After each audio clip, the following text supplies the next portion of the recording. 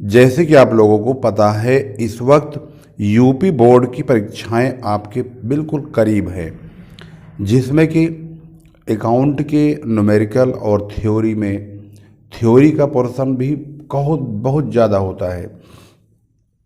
उसी को ध्यान में रखते हुए हमने थ्योरी के कुछ महत्वपूर्ण प्रश्नों को यहाँ पर लिखा है। जितने चैप्टर एग्जाम में आने वाले हैं उन सभी चैप्टर से जितने भी महत्वपूर्ण प्रॉब्लम है उनमें से हमने छांट छांट करके चुन चुन करके, जो कि कई बार रिपीट हुए हैं, उन्हीं प्रश्नों को यहाँ पर रखा है।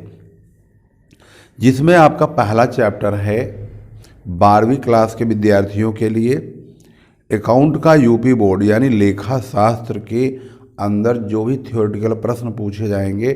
पहला चैप्टर अलाभकारी संस्थाओं के लिए लेखांकन, जिसमें पहला प्रश्न विशेष निधि क्या है, वसीयत या मृत्यु दान क्या है, उत्तर दान बताइए, विशेष दान क्या है, विशेष चंदा क्या है, विशेष पूंजी निधि क्या है, यानी पूंजी निधि भी पूछी जा सकती है। अब विशेष पूंजी निधि भी पूछी जा सकती है। विशेष पूंजी निधि में इन दोनों का ही नाम आता है, क्योंकि ये विशेष चंदे होते हैं तो ये एक प्रकार से पूंजी निधि का कार्य करते हैं। अलाभकारी संस्थाओं की विशेषताएं क्या हैं, प्राप्ति भुगतान खाता और रोकड़ खाते में अंतर, आय व्यय खाता और लाभ हानि खाते में क्या अंतर है, और विशेष चंदा 2 बार हो गया है, यहाँ पर 1 बार हो गया और 1 बार यहाँ हो गया है, तो दोनों का मतलब एक ही है। हाँ, कभी कभी विशेष चंदों में अगर पार्टिकुलर वह चंदा ये लिखा हो कि इस चंदे को, कभी कभी तो विशेष चंदा ही लिखा होता है, कभी कभी लिखा होता है कि ये चंदा बिल्डिंग बनाने के लिए है, ज़मीन के लिए है, या किसी पार्टिकुलर संपत्ति को खरीदने के लिए है, तो वह भी चंदा विशेष चंदा कहलाता है। दूसरा हमारा चैप्टर है साझेदारी लेखांकन, आधारभूत अवधारणाएं। दूसरा चैप्टर है जिसके प्रश्नों की संख्या यहाँ पर आप देखेंगे तो साझेदारी संलेख क्या है, साझेदारी के लक्षण या विशेषताएं, लक्षण और विशेषताएं दोनों एक ही होता है। दूसरा प्रश्न है साझेदारी संलेख में उल्लिखित बातें अथवा तत्व, ये बातों के नाम से या तत्व के नाम से भी पूछा जा सकता है। तीसरा प्रश्न है साझेदारी संलेख के अभाव में लागू होने वाले नियम। चौथा प्रश्न है स्थायी पूंजी खाते और परिवर्तनशील पूंजी खाते में क्या अंतर है। पांचवा प्रश्न है एक साझेदार को लाभ की गारंटी क्या है। इसके बाद इस प्रकार का प्रश्न जो कि 5 भागों में पूछा गया है साझेदारी लेखांकन वाले चैप्टर से। इसके बाद दूसरा चैप्टर है साझेदारी फर्म का पुनर्गठन या साझेदार का प्रवेश। इस चैप्टर से जो प्रश्न थ्योरेटिकल पूछे जाएंगे या पूछे जा सकते हैं, इम्पोर्टेंट है, जो महत्वपूर्ण है, उसमें त्याग अनुपात क्या होता है, ख्याति तथा ख्याति को प्रभावित करने वाले कारक क्या हैं, ख्याति मूल्यांकन की विधि, ख्याति की विशेषताएं क्या है, छिपी हुई ख्याति किसको कहते हैं, पुनर्मूल्यांकन खाता किसको कहते हैं, ख्याति मूल्यांकन की आवश्यकता कब होती है, लाभ प्राप्ति अनुपात। इसके बाद हमारा अगला प्रश्न अगले चैप्टर से है। हम यहाँ पर सिर्फ प्रश्नों को आपको बता रहे हैं जो महत्वपूर्ण प्रश्न परीक्षा की दृष्टि से बहुत ज़्यादा महत्वपूर्ण है, जो कई बार परीक्षाओं में पूछे गए हैं।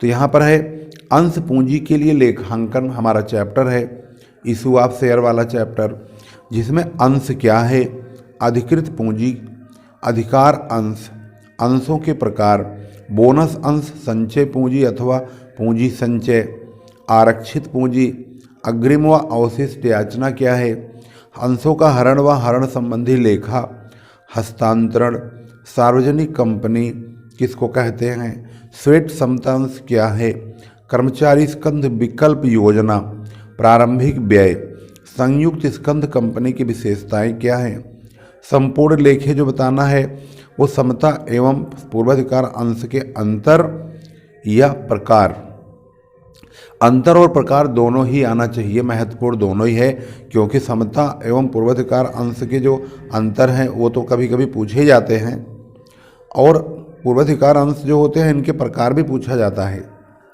इसके बाद है अगला प्रश्न हमारा कंपनी के वित्तीय विवरण से संबंधित है, जिसमें हमारा प्रश्न है गैर चालू संपत्ति किसको कहते हैं, आयगत हानि एवं पूंजीगत हानि क्या है, आकस्मिक दायित्व किसे कहते हैं, वित्तीय विवरण का अर्थ क्या है, संचय किसे कहते हैं, वित्तीय विवरण की उपयोगिता एवं महत्व या सीमाएं, संभाव्य दायित्व, अयाचित लाभांश, अंतरिम लाभांश, संचय व आधिक्य शीर्षक में आने वाले 4 मदे, प्रस्तावित लाभांश। और इसके बाद जो अगला चैप्टर है वो है वित्तीय विवरणों का विश्लेषण। इस चैप्टर से तो बहुत कम प्रश्न है, लेकिन जो भी है बहुत खास है। वित्तीय विवरण के विश्लेषण का अर्थ, वित्तीय विवरण, वित्तीय विवरणों के विश्लेषण का महत्व या लाभ, वित्तीय विवरणों के विश्लेषण की तकनीकें, ये 4 प्रश्न पूछे गए हैं इस चैप्टर से या पूछे जा सकते हैं, इसमें से कुछ भी पूछा जा सकता है। लास्ट चैप्टर है रोकड़ प्रवाह विवरण। रोकड़ प्रवाह विवरण का मतलब यानी अर्थ क्या है, रोकड़ प्रवाह विवरण के लाभ अथवा महत्व, रोकड़ प्रवाह विवरण की सीमाएं, रोकड़ प्रवाह विवरण का नमूना यानी फॉर्मेट, सीमाएं यानी घाटा, नुकसान, दोष, इसको सीमाएं बोलते हैं। तो हमने यहाँ पर सारे चैप्टर जो थ्योरेटिकल पोर्शन है उसको कवर किया है। ये सारे प्रश्न हमने इसलिए लिखे हैं क्योंकि बच्चे बहुत ज़्यादा क्वेश्चन, महत्वपूर्ण क्वेश्चन मांगते हैं। सर जितने क्वेश्चन आपके नज़र में महत्वपूर्ण है उनको आप लिखवा दीजिए, बता दीजिए, हम याद कर लेंगे। तो आप इसका जो आंसर है मॉडल पेपर और किताब दोनों की सहायता से याद कर सकते हैं। पहले इन प्रश्नों को आप अपनी कॉपी में लिख लें, उत्तर उनके, और उसके बाद एक एक करके उनको याद करें। सिलेबस ज़्यादा लंबा चौड़ा नहीं है, छोटा सिलेबस है और आराम से इसको आप याद कर सकते हैं। और अच्छी तरह से सुंदर सुंदर राइटिंग में बना करके बढ़िया बेहतरीन आप एग्ज़ाम में लिखिए, जिससे आप लोगों का पेपर और आप लोगों का परिणाम आपके आशा के अनुरूप ही आए। मेरी ऐसी हार्दिक शुभकामनाएं आप सभी लोगों के साथ हैं और आपका अच्छा रिजल्ट आए, अच्छे परिणाम आए, सभी फर्स्ट डिवीज़न से पास हों। और इसी के साथ ही इस वीडियो को यहाँ पर बंद करेंगे। अगली वीडियो में हम अगले बिजनेस स्टडी का प्रश्न आपको लेकर आएंगे, उसको बताएंगे उसमें कौन से प्रश्न महत्वपूर्ण हैं जो परीक्षा की दृष्टि से सबसे ज़्यादा इम्पोर्टेंट कहे जा सकते हैं। वीडियो आप लोग ज़रूर शेयर कीजिए। आप लोगों के पास जब ये वीडियो पहुँचे तो इसको फ़ौरन दूसरे बच्चों तक ज़रूर पहुँचाएं।